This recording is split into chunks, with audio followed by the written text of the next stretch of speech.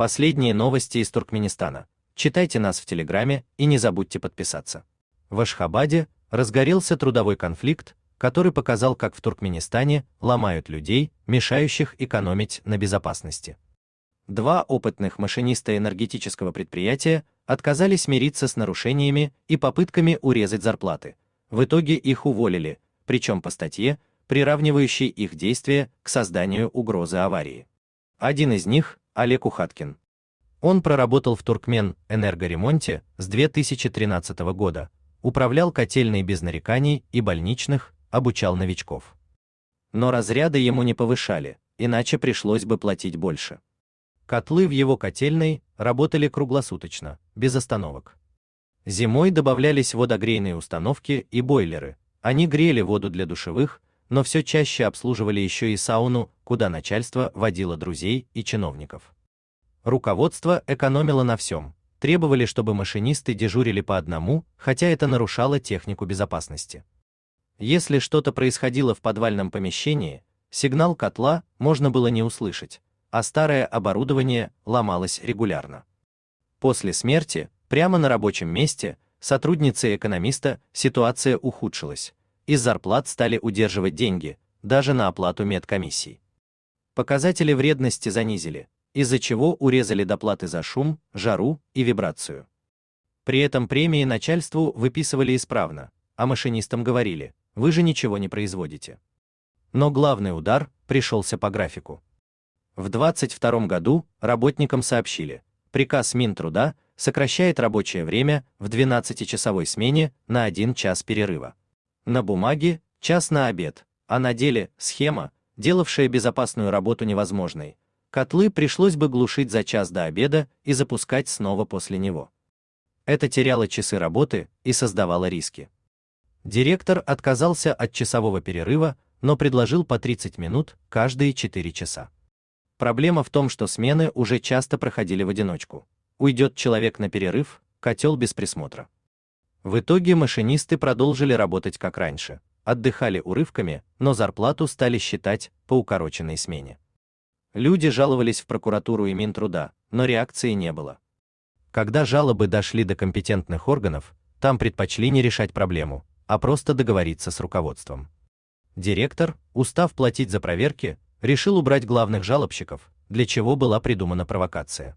В мае 23 года, в 1:30 ночи, начальник участка, Мейлис Хыдыров, перелез через забор и снял на видео, что Олег и его напарница проводят свой законный перерыв в комнате отдыха рядом с котлами. Позднее администрация заявит, что якобы на предприятии в этот момент действовал фиксированный график перерывов, полчаса после каждых 4 часов работы.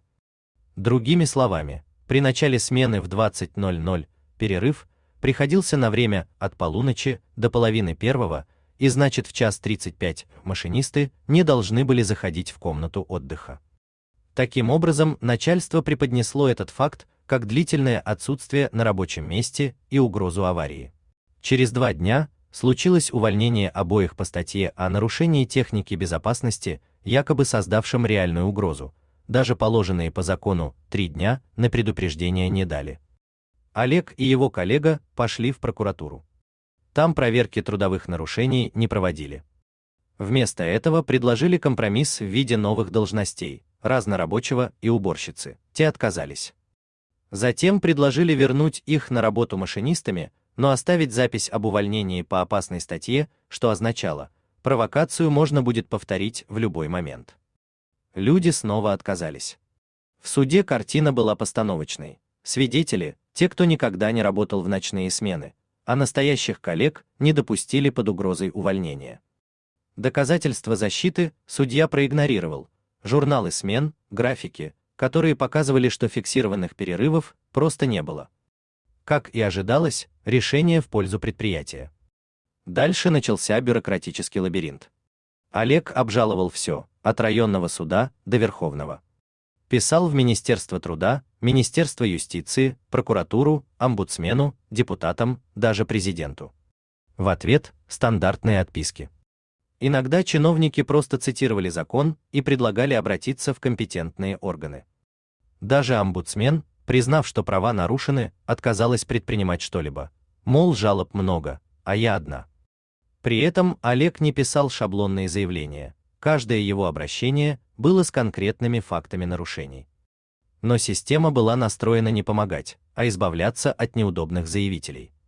История Олега Ухаткина – это не просто спор о трудовых правах. Это вопрос безопасности целой отрасли. В стране тратят миллионы на показушные стройки, а энергетическое оборудование ремонтируют в условиях, опасных для людей и всей системы. И если таких, как Олег, будут просто увольнять и игнорировать, то однажды цена за это молчание окажется слишком высокой. У вас есть что рассказать? Пишите нам в секретном чате Телеграма. Мы никогда не раскрываем свои источники и гарантируем полную анонимность. А если вам нравится наша работа, поддержите нас, становитесь нашим спонсором.